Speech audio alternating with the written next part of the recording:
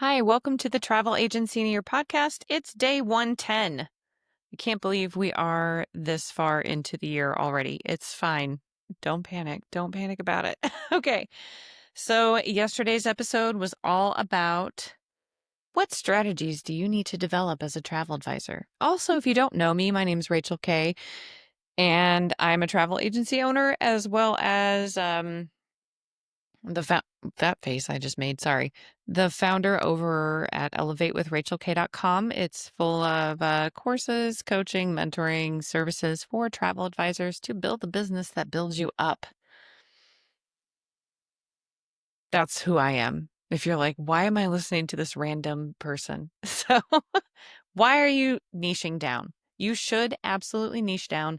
I know this has been said so many times, and I actually have a course over at elevatewithrachelk.com called The Sweet Spot to Success. And it's all about like really honing in on what your niche is and why. This episode is going to be like a real quick and easy version of that course. When it originally launched in 2025, it was like a 5-day mini live course thing. However, I've decided to just like you can get the replay and DIY it and figure out your niche. So if you have purchased that course and maybe you haven't taken it, or maybe you started it and you're like, I don't have time for this, or maybe you've never even heard of it, this episode would be a good companion for it. But why do travel advisors niche as a strategy in their business? Makes your life a billion times easier. If you niche down, you don't have to know everything. Now, a lot of people will say niche down, and it's deeper than that. It's not just, oh, you're a romance travel specialist, or you're a DW specialist, or you're an adventure travel specialist. I highly recommend really, really getting deeper into it and limiting yourself to having super deep knowledge over a narrow range of, I call them products because I just have that business background. I'm not the CEO of McDonald's. This sandwich is a great product. Spits it out. No, but I don't know what you like to sell, so I can't say resorts, cruise lines, tours. I could, but instead I decided to say products and then have this 30-second explanation. It's fine. So just know I call them products. Like anything you sell in travel is a product. What you do is the service, right? But if you have a very deep knowledge of just a handful of products versus very little knowledge over a wide range of products, you're going to be considered specialized. All right. So in the Sweet Spot course, the way that I kind of present this idea is you can be a buy here, pay here car dealership, and you can sell whatever clunker comes in and you're like, all right, well, whatever, just buy this car. I don't care. I just want to make money. Or you could partner, and I believe most car dealerships like set up sort of like a franchise system with car manufacturers, and they're limited on what they can sell in terms of what's new and in their showroom. And then the used, they have a little bit more flexibility, but they primarily sell the used versions of whatever they offer in the new showroom. And that way, everyone on their sales team has hopefully taken the training, but like extensive knowledge about the different makes and models of the vehicles that company manufactures. So when people come onto the lot and they say, well, I need something for my family, we have 3 young children and we like to do a lot of road trips or whatever the case may be, then they already have in their mind, these people need one of these 3 types of vehicles. And as they listen more and more, like we need something that's reliable on like good gas mileage, something that's going to last a long time, whatever. And we like leather interior, they can filter out from there. Like that's what they're doing. Like when you filter when you're shopping online, car salesmen and other salesmen who are really specialized in their niche, like filter out what people need as they're listening to their wants and needs. Okay. So that's what I mean by niche specialization. Don't just say I do romance travel And then you're like, well, I got a honeymoon in Ireland. I got an anniversary trip in Greece. I got 6 all-inclusive resorts, proposal trips, and then I have 5 destination weddings. Like, that's a lot of different pieces and parts for each of these trips to manage. And eventually that's going to lead to a lot of burnout or not enough help for people, and they're not going to be satisfied with the services. Not that they're not going to be like, we hate you, but they just may not come back. So that's why I like specializing and going deep with it. You can be very knowledgeable on a specific destination, like like 3 countries. You can know them inside and out if that's how you want to niche. You can really, really understand the type of travel, like destination weddings. You can understand how that works deeply, but then you want to understand like destination weddings on a cruise line is different from one on a resort, is different from one at a villa. Okay, they are all different types of planning. Um, but if you have that understanding, you can be like, oh, I specialize in destination weddings, specifically at all-inclusive resorts. And then you can go even further down from there and be like all-inclusive resorts in a specific destination. If you really want to get that highly specialized thing going, you can do that. There was an agent that was, she's a colleague of mine. She used to be on my team years ago. She's flown the nest or whatever, like she doesn't need me anymore. So she's on her own, which is fine. And she decided to niche in celiac travel. And I think she has like a little dietary, not a little, but like a low cost investment dietary restrictions course for those who want to specialize in dietary restrictions when it comes to traveling to all inclusive resorts. Because she has celiac issues, gluten issues. I don't recall if it's full blown celiac. I'm pretty sure she's full blown celiac. But when we first started working together, she was actually a photographer, and she was like one of my preferred photographers for my destination wedding couples. And then we started booking our weddings together, essentially, or referring each other, whatever. And then she's like, by the way, I need gluten free. By the way, I need celiac. By the way, how does this? And I was like, oh, well, and some of the resorts that I preferred to book back when I was doing weddings, she had already been to them and she's like, I know they're good for celiac. But other resorts, she was like, what's the story with them? And I'm like, honestly, I have no clue. She's like, I'm going to stay off site because I don't know either. And I don't want to get glutened while I'm shooting this destination wedding. I'm like, okay. So when she started in travel, she decided to get into celiac travel, and that is her niche specialization. Like the primary focus of her niche is like, you have severe dietary restrictions or food allergies, I'm your gal.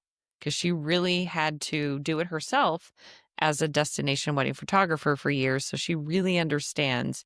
Just because a resort says, yeah, we monitor allergies, and just because you walk into a restaurant and they're like, any food allergies, and just kind of write it down, does not necessarily mean that they are practicing specifically for gluten food safety practices, because that is apparently super complicated. Like, I didn't know how in depth it was. I thought it was just like, oh, don't eat bread. But she's like, no, if bread is cut on a cutting board and then the fruit that I'm being served is cut on that cutting board with that same knife, and there's breadcrumbs still on that cutting board, I could get sick from that. And I was like, whoa, it's intense. Anyway, there's a rambling there. So this is why it's like very, very important not to just be like, oh, I do adventure travel, but to go a little bit deeper than that. And you'll want to have an understanding of like, what are your superpowers with that destination, or why you're so passionate about that type of travel. Again, your niche can start with a destination or a type of travel. Or a very, very, you could get super duper specific and be like, I only book primarily this resort or this one cruise line. Like, there are so many like successful agents that limit what they sell and what they offer so that they have deep knowledge of that product, right? B, because they sell so much more volume of it, because they're only focused on maybe 3 different maybe 5 different things primarily, and that's like 90% of what they book. They build really strong connections with those brands and the management teams. And they also get those, when you log your bookings or whatever, they get those additional perks for their clients because of that. That's another reason why you want to be highly specialized instead of just doing whatever and piecemealing random stuff together. Another reason why you want to be niche down, when you have that deep knowledge and limited services, you don't have to have 1,000 different workflows in your CRM for every possible type of trip. Okay. So it makes your life a lot easier to sort of create that, sort of like a rinse and repeat process. Like, it's probably going to be one of 4, 5 max. I recommend no more than 5 things. And we'll talk about that in a second. This episode's going to run long. It's fine. And then build your workflows based on those 5 things. Products. We're just going to call them products. And I still feel like the McDonald's CEO. It's fine. Anyway, you build your workflows based on just those 5 products, if that's the majority of what you're selling. And then you can have your general workflows for anything you don't really sell a whole lot of and don't have that deep knowledge. You can create entire, like, in-depth pre-travel guides for those destinations or products. And then it makes your life so much easier.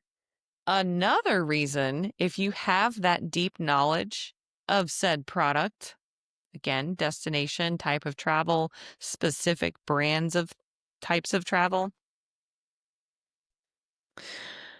you will feel a billion times more confident when you are on your consultation calls, because you're like, this is who I am, this is what I offer.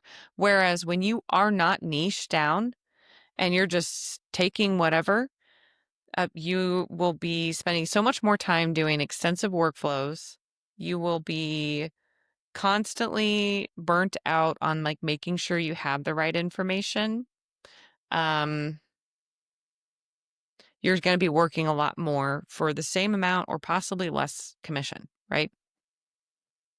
Now, I was going to say I was going to get to that. Now I forgot what it was because I have 0 notes for this episode. I have just the title of the episode. Why was I talking about this? Oh, yeah, products. No more than 5 products. All right, let's get back into that. So why would you want to limit no more than 5 products? And by products, I want you to sit down and think about what your niche is, okay? It could be cruising.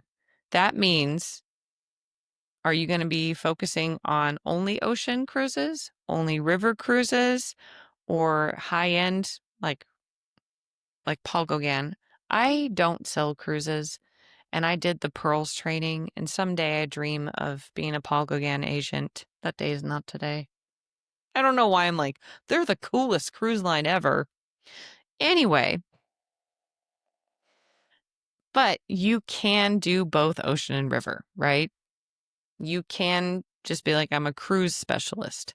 But from there, if you were to do it that way, how many different cruise lines are you going to have in-depth knowledge of? And why are you choosing those cruise lines? Why are you choosing those cruise lines? Do they appeal to you or do they appeal to your ICA?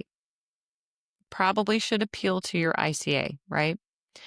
And I think it's smart if you are like, I'm a cruise specialist. I think it would be very smart for you to have both ocean and river, because ocean could be like a good intro to cruising, because that's like the more, when you think of a cruise, like I'm going on a cruise, you're just floating around in my brain in the Gulf of Mexico, hitting up different islands. Like that's just a cruise to me. Like, oh, giant ship floating around the ocean. I'm not a cruise person, and I constantly use cruising as a reference. I don't know why. But I do know river cruises are smaller. Obviously, they're on a river. They're not floating around the ocean. They have more like in-depth and immersive stops in port. I think they have a little bit longer time in port on most itineraries, and they're kind of like higher end and they include more in the price point. So ocean cruises could be a good like intro to cruising for your new clients. And as they've done this a few times, 3 or 4 cruises with you on the ocean, and they're constantly doing like Eastern Caribbean, Western Caribbean, maybe out in the Pacific a little bit. And they're like, I want to see something different. They've already made so much of an investment that they might be willing to pay a higher price point for that European river cruise experience. So if cruising is your niche, you can do that, is what I'm saying. What I wouldn't recommend is trying to say, I know everything about, I don't even know all the cruise lines. So listen to me try to list them off. I know everything about ocean cruising. I know everything about Norwegian and Royal and Princess and Virgin and Carnival, and that's all the brands I got in my head. I'm sure there are many, many more. But think of how much training for all of those different brands you have to do. And then they all have similar yet different offerings in the way they do things and people that they appeal to. So if you do like a lot of like younger people or more people who are like budget friendly, maybe they've got children coming, maybe Carnival is something that you should look into for your niche specialization. However, if you have people who like to maybe spend a little more or like they want adult only experiences, Virgin is going to be the one for you. But I even heard recently like hotels are starting to get into really, really high end luxury cruising. Interesting. Anyway, so it all depends what products. So your cruise is like, I'm going to have a car dealership. Okay.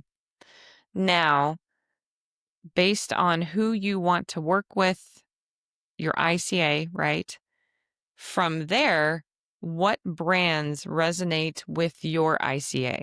So, like a car dealership, if they're like, I don't want to make any weird statements.